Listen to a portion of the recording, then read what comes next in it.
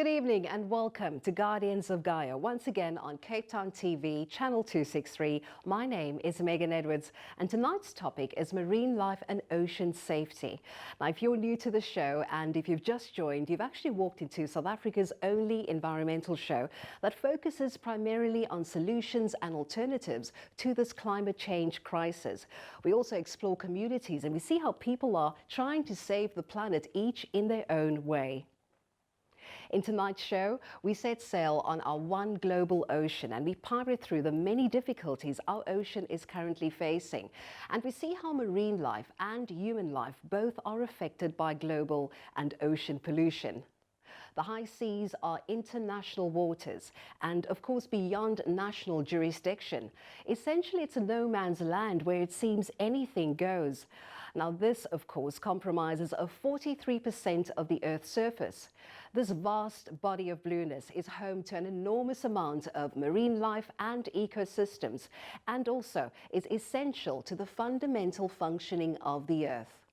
The high seas marine life actually captures CO2 at the surface and stores it deep down below. Now, of course, life on Earth seems very important, but without our marine life and without the system of capturing CO2, our atmosphere will have 50% more carbon dioxide, making Earth a hellishly hot place to live in. Well, my name is Megan Edwards and this is Guardians of Gaia.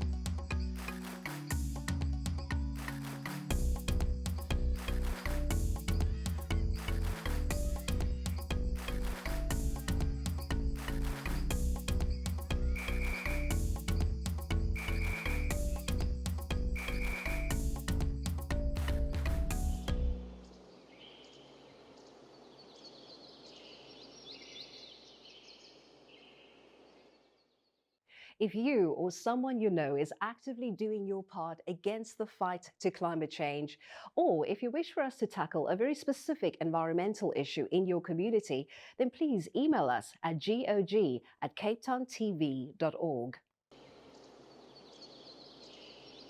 As we start diving deep into tonight's show, we see ocean cleanup projects happening all over Cape Town's beaches. Now, these projects are aimed at repairing ocean pollution after it had already happened. Of course, these are essential, but prevention is always better than cure. Christie Monroe is a marine biology honours graduate and now a full-time teacher at Groote Schuur High School.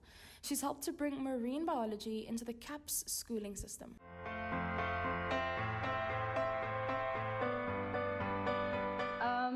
First off, probably fishing, just because fishing has been going on for so many years, like so many generations, thousands and thousands of years. And with very different types of fishing methods, it's become, with our technology and modernization, we've become very, very selective. So it's become quite destructive in terms of that.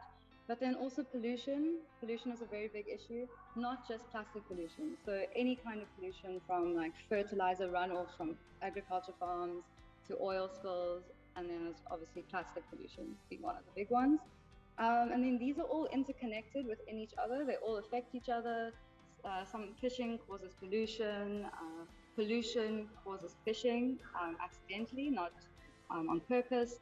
And also global warming. So the three of them kind of interconnect to form this big issue that we have.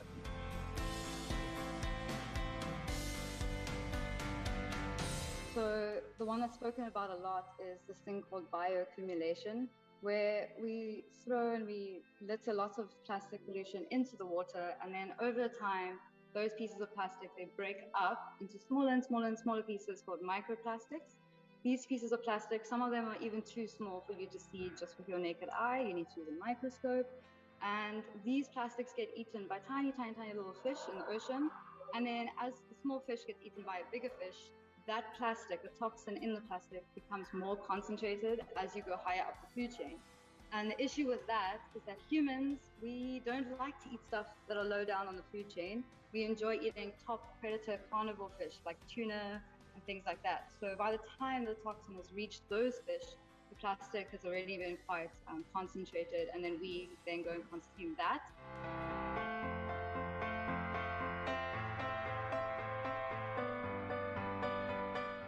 All right, so both industrial, or what I like to say commercial, like large-scale commercial fisheries, both that and recreational fisheries, they do impact the ecosystem.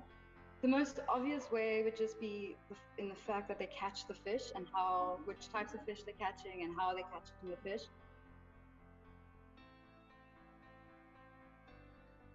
You can't just reduce the amount that you eat it by. So if you're eating it more than once a week, try limit it to just once a week. And then obviously all the other things that we mentioned in terms of where you're buying your fish. So supporting your local fishermen instead of your big places, looking for those labels. You can't 100% trust them, but having a label there is better to an extent than not having a label there. So if we can lower the demand, for example, for tuna and for sharks and those big species, we might be able to save them and then rather kind of eat other species. It doesn't take a rocket scientist or a climate scientist to understand that humanity now and those to come will benefit from the protection of our oceans. We take a quick break, and when we come back, we look at some stats and we get to speak to some epidemiologists, climate scientists and chemistry professors right here in the Mother City. Stay with us.